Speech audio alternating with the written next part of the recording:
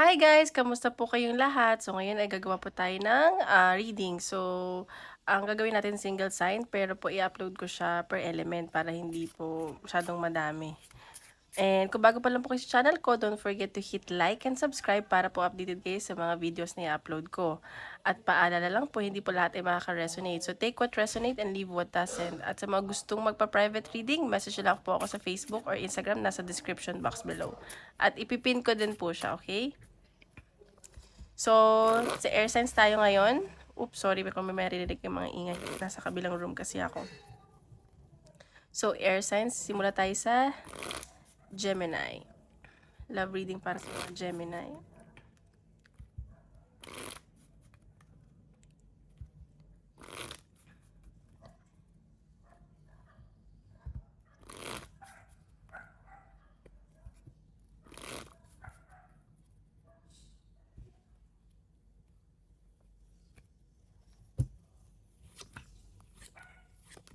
Okay, so nakikita ko, nai-stress yung mga Gemini ngayon. Or may mga inayos kayo ng person mo about sa pera, may mga challenges. And sa nakikita ko, parang may mga involved na ibang pamilya dito sa connection nyo. At sa nakikita ko, may mga involved din sa third party. So, ayan. So, yun na nakikita ko. Pero parang ayaw nyo muna makipag-usap, ganyan. Okay, love reading para sa... Ayan, so, ayan, sa mga Gemini, kailangan nyo daw magpatawad o may hihingi ng tawad sa inyo para makalaya kayo so, kung ano man pinagdadaanan nyo ngayon. So, kailangan nyo mag-cleanse. Ayan, may nakikita akong may magbibigay sa'yo ng regalo or may manunuyo. At nakikita ko nasa healing stage ka ngayon. So, tingnan natin. Love reading para sa mga Gemini. Oh, ayan. So, may mga nasasaktan dito. May mga na-involve nga sa third party at parang nahihirapan kayong kumawala. Sobrang nasasaktan, ganun. Ayan. So, sa nakikita ko, ang cause nito ay ang pagiging possessive and madamot, ganun. And nakikita ko, nagpo-focus ka na lang sa kaperahan mo ngayon. Okay, love reading para sa mga Gemini. Ayan. So, nakikita ko dito, nag-iisip-isip ka lang. Wala kayong communication ng person mo. Ayaw mo makipag-usap. So, ayan. So, ayun nga, third party. Involved talaga. So, yung... sorry, guys. Nagpapakatalino ka na. May naantay kang message or travel. Ayan o. Speaking of, may travel. Unexpected travel ako nakikita sa inyo na person mo. Or ano ba? Aalis ka? Ganun. Tingnan pa natin.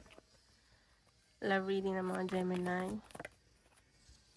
Oh, ayan oh, sobrang nasasaktan ka. Sobrang, ano ka, durog na durog ngayon, mga Gemini. Tatlo yung lumabas. Ayan, so nag-aalala ka, natatakot ka, may nakikita ako, ayan oh, may magte-text sa'yo, tapos parang buburahin lang, or may mga messages na hindi siya masend-send. Ayan, so may aalamin ka dito. Kasi, parang, tawag dito, may gusto kang malaman. Ayun. So, ayan. At may nakikita ko na unexpected na mangyayari. Ayan, parang surrender mo na to, ganyan. At baka gusto mo na ng bagong tao or may paparating na bagong tao sa'yo. Tingnan pa natin. Okay, love reading mga Gemini. Love reading pa sa mga Gemini. Ayan, so nakikita ko na feeling trap ka dito sa connection mo ng person mo, parang hindi ka makaalis, ganyan. At parang may pa-victim dito, ganun, na biktima ka, ganyan. See? Ayan, so parang lutang ka ngayon, hindi ka makapag-isip, feeling mo ba na ano ka, nagayuma, ganyan. Tinapin natin, tapin. See, ayan, sobrang disturbed ka ngayon, hindi ka makapag-focus, parang ang bigat-bigat ng pinagdadaanan mo, ganyan. Pero huwag ka daw mag-alala, magiging okay din yung lahat. May nakikita kong stability. Nakikita ko baka nagpapatarot reading ka at meant to be daw mangyari to. Ayan, siguro nag-promise sa yung person mo, naiingatan ka, pero ayan, may nangyaring hindi inaasahan. So, tingnan pa natin, advice ni universe.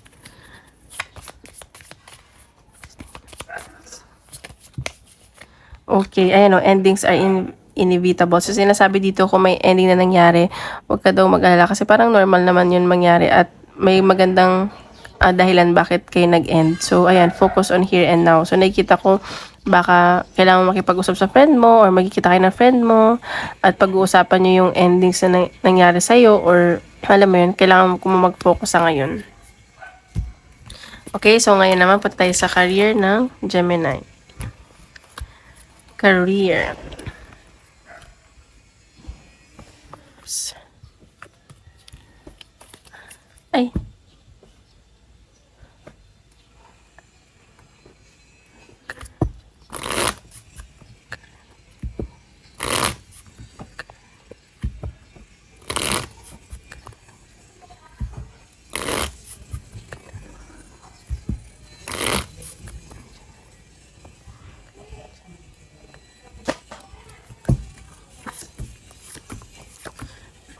Okay, sa career may nakita ako dito, siguro may mga may mga delayed lang sa communication dyan sa work at may nakita ako na parang new beginning. Ayun, may mga panloloko. May mga ayusin kayo dito about sa pera, ganyan. Ayun, may mga pagod dito at nahihirapan. Ano ba yun? Bakit ganito ang ano ng Gemini? So, may mga delayed. May mga hindi kinakausap. Ayan, siguro nagdadalawang isip ka na sa career mo. So, nakikita ko kasi parang nahirapan ka na kung alis ka ba or hindi. So, ayan, may mga pinagpipilian ka. So, nagme-meditate ka, nagre-reflect ka. Pero tinotreasure mo kasi ito eh. Like, gustong-gusto mo talaga yung ginagawa mo. So, tingnan pa natin. Ayan. So, ayan o, nabibigatan ka na dyan. Parang ang daming nangyari dyan sa trabaho. So, ayan. Tingnan pa natin. Career ng Gemini. Okay, so ayan. Tingnan pa natin. Sorry, guys. Ayan. So, ayan. So, may pinag-iisipan ka dito. May minamanifest ka. Nakikita ko may gusto ko mangyari dito sa career mo. Clarify natin. Okay. So, ayan. Sabi ko, gusto mo ng new beginning. Siguro, gusto mo ng bagong trabaho or gusto mong mag-restart ulit. Kasi parang nai-stress ka dyan. Hindi ka makatulog. At, medyo may isang tao dito na siguro nagkakagusto sa'yo pero nag-ano ka ng boundaries dahil siguro pamilyado ka. Ganun yung nakikita ko. So, tingnan pa natin. Oops. Gemini. Ayan. So, may nakikita ako. Siguro may, may mga ayusin kayo dyan at kailangan ng logic at equality. Baka may nangyari dito na naiipit ka. Ayan, so may mga bagong ideas ka na iisipin. Nakikita ko, ayan, gusto mo ng new beginning. May kailangan kang gawin dito. Okay, so nakikita ko hindi ka na nakakauwi dahil sa sobrang busy mo. And nakikita ko na, ayan, nagkakasakit ka na. Ayan, may third wheel ako nakikita. Baka may tao dyan na nakakaaway ka, hindi ka na pagkakatiwalaan. Parang third wheel, ganun. So, tingnan pa natin ang advice ng universe.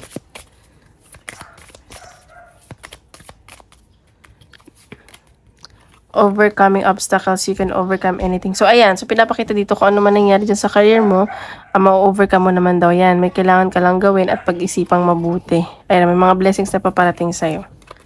So, tingnan natin. Isip ka ng tanong natin kung sagot ni universe.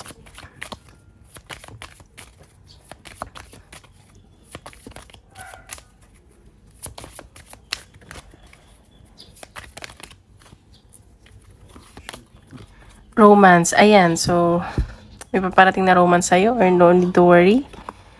Peaceful resolution. Let go. So, ayan. So, ano naman tayo? Sa Libra.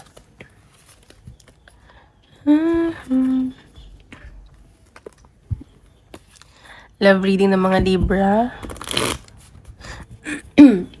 Sorry guys. Ubo ako. Kagaling ko lang sa sakit. Inuubo-ubo ako kasi yung mga kamag-anak ko, binibigyan ako ng mga matatamis. Okay, love reading ng Libra.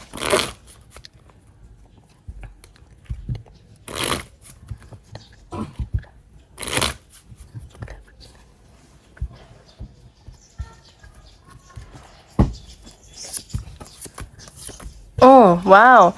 So, nakikita ko dito, yung Libra may iniisip-isip na gusto nito na maging successful kayo ng ano daw? Gusto ng person mo maging successful kayo or may gusto kang pakasalan? Oh, ayan. So, nakikita ko parang nag-overthink ka kasi parang kulang ng support. Ayan. Hindi kayo masyadong nag-uusap. At may nakita ako na siguro may dalawang tao kang tinitignan. Ex na yung isa parang bumabalik sa buhay mo. Ganun yung nasa sense ko. Ayan. Parang gusto mo na, may gusto kang pakasalan or gusto mo nang ikasal. Ganun. Natin. Reading ng mga Libra. Okay, shapeshifter. So, nakikita ko dito may gusto kang baguhin sa connection nyo ng person mo. Baka, ano ba, nag-gym ka ba? Nagpapabango ka ba sa person mo? At pinapangarap mo tong person mo? Or, nakikita ko na parang humingi ka ng guidance, tatanong ka sa mga kaibigan mo, or nanonood ka ng tarot reading, or nagpapatarot ka. Tapos may mga pinag-aaralan ka, may adventure ako nakikita. Baka pupuntahan mo yung person mo or magkikita kayo. At kailangan mo i-gain yung trust ng person mo. Yun ang sa sense ko. Okay, love reading ng Libra. Ayan, so nakikita ko, mahal na mahal mo tong taong to or mahal na mahal ka at nagiging ano ka dito, patient. Parang, ano ka lang, wala ka masyadong ginagawang action pero nagiging mapasensya ka kung saan pupunta to. Ayan, may nakikita talaga akong communication. Gusto mo siyang kausapin or mag-i-improve yung communication nyo. And sa nakikita ko may pag-travel. So, ayan. So, baka namimiss mo yung dating kayo or may mga anak ba kayo or pet. Ayan. So, nakikita ko mahal na mahal yung isa't isa. At nakikita ko may panghihinayang, disappointment. Ayan. Kasi pinagdadasal mo to pero may lumalayo or may lalayo or may lumayo. Ayan. So, tingnan pa natin. Love reading ng Libra. Love reading ng Libra. Oops. Okay, dalawang yung lumabas.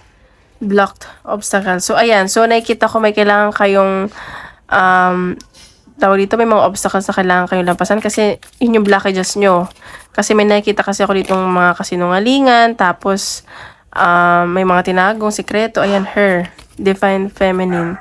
So, nakikita ko na humingi ka ng sign. Ayun, may travel talaga, oh. Baka puntahan mo, may magsusorry. And, ayan. Ito, her. Yung person mo. Lalaki ka ba? Okay, sabihin pa natin.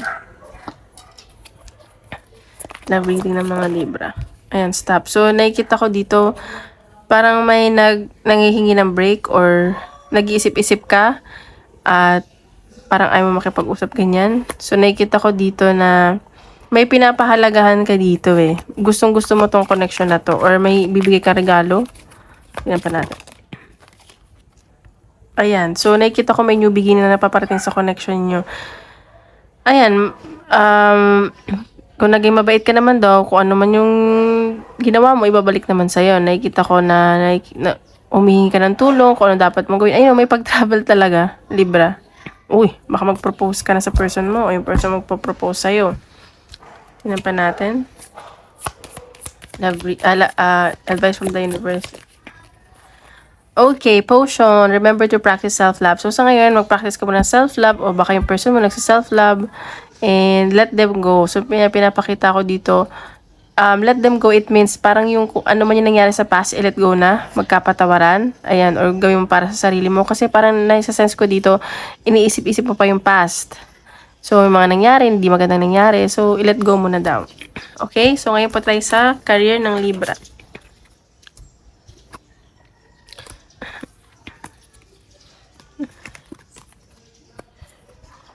Sa career ng Libra.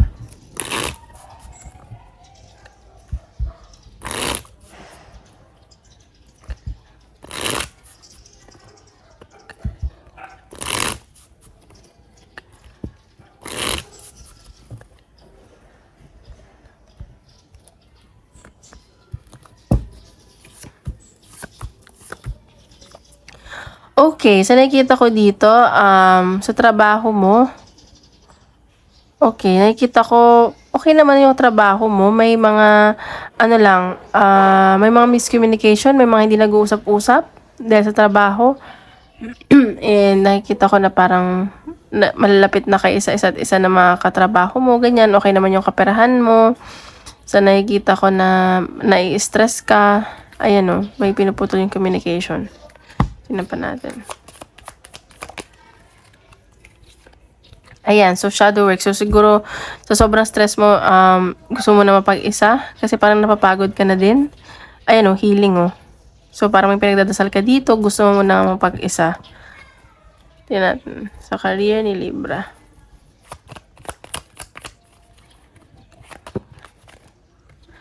Okay, sa career mo, ayan, sabi ko nga sa'yo, ano ba, may kagalit ka ba dyan? Nagagalit ka ba sa isang tao? Ano ka na eh, talino, parang ayaw mo makipag-usap, ganun. Okay, ayan no. So, may mga kasinungalingan at mga tinatago dito sa trabaho. Gusto mo na ng new beginning. And gusto mo umalis. Ayan no, kakasabi ko lang, gusto mo na new beginning. Ayan, minamanifest mo to. At nahihirapan ka na dito. Ayan, daming ginagawa, daming burden, hindi ka makatulog. Ganun yung nasa sense ko. Hindi ba natin? Career ni Libra. Ayan, so ingat ka lang. Baka may magpainit ng ulo mo. Or baka mainitin yung ulo mo. Ayan, so mag-focus ka lang daw sa goal mo at ang person mo. Kasi may mga taong nag-expect sa'yo or may mga expected kang dapat gawin. Ayan, so fate. So kung ano man nangyari sa career mo, ay it's meant to be. At nakikita ko baka nagtatarot or nanonood.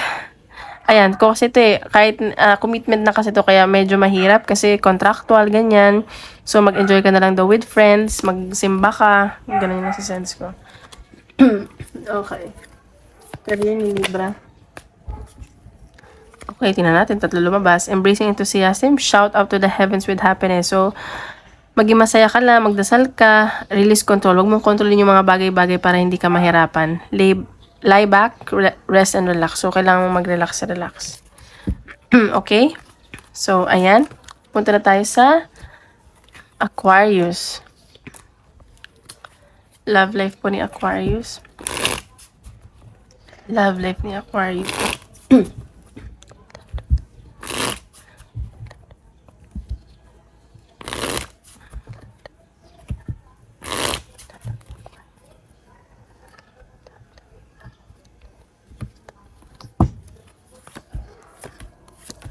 Okay, so nakikita ko dito Aquarius, baka magkalayo kayo ng person mo. Nakikita ko baka gusto mo makipagkita o yung person mo. O may kinakat ka dito ng communication.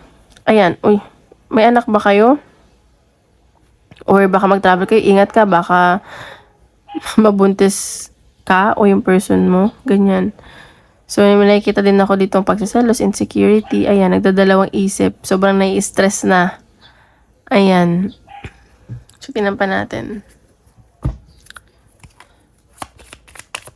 May anak ba kayo?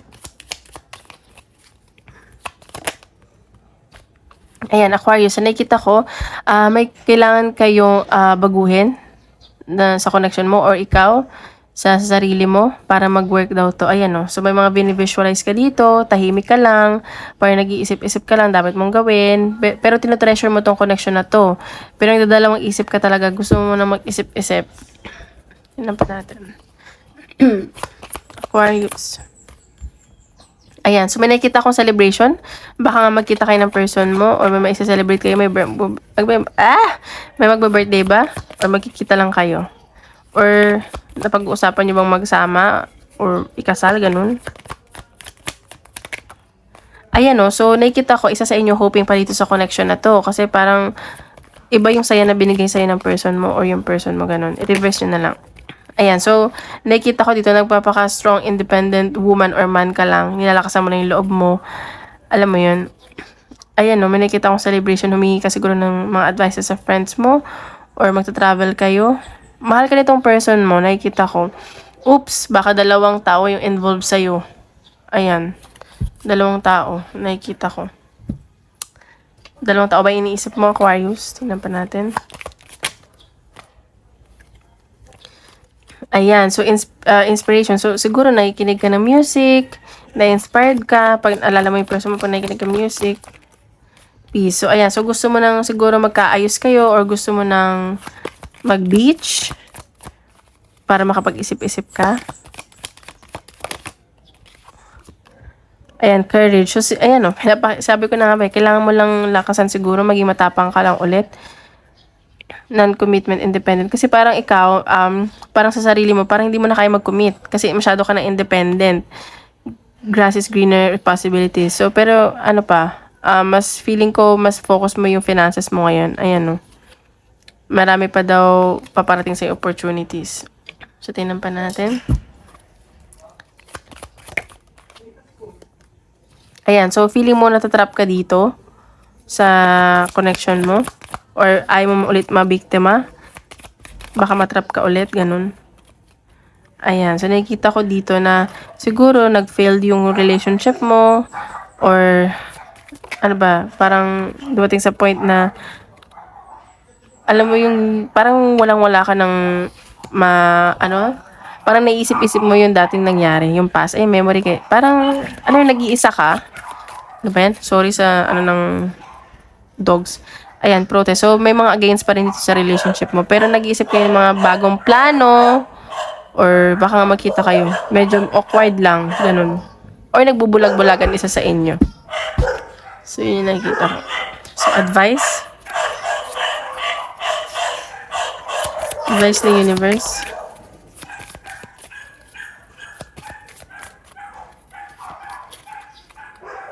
You can manifest your every wish. So, ayan. So, kung ano man yung hinihiling mo, ibigay sa'yo ibigay. Start a revolution. Ay, may against talaga dito sa connection nyo. So, let them go down. Ayun. Ayun yung... So, punta naman tayo sa career ni Aquarius.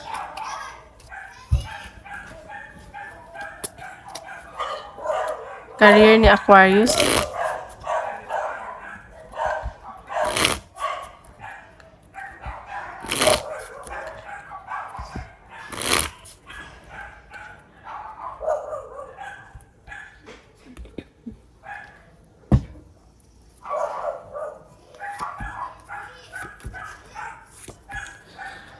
Okay, Aquarius sa career mo, siguro medyo stress ka lang ng onte. May mga blockages kasi marami kang iniisip. Ayan. So, may mga unexpected travel or money na paparating. At naisip mo siguro yung person mo, ganyan. Parang dumidistansya ka sa mga ka-opisina mo. Ganon, para ayaw mo makipag-usap. Mabait na. Parang ingay ng mga dogs, my God. Nanlalata yung mga Aquarius ngayon. Ayan, sabi ko na, di ba? Parang humingi ka ng tulong, parang tinatamad ka. Ganon, siguro humingi ka ng tulong sa mga office mates mo or dumidistansya ka muna, ganyan. Ayan o, sabi ko pala napapagod ka. Gusto mo nang mag-unwind, lumabas, mag-travel. Shadow work, ayan, nagme-meditate ka. Siguro marami ka din inaalagaan, kaya di ka mapapafocus sa trabaho. Aquarius.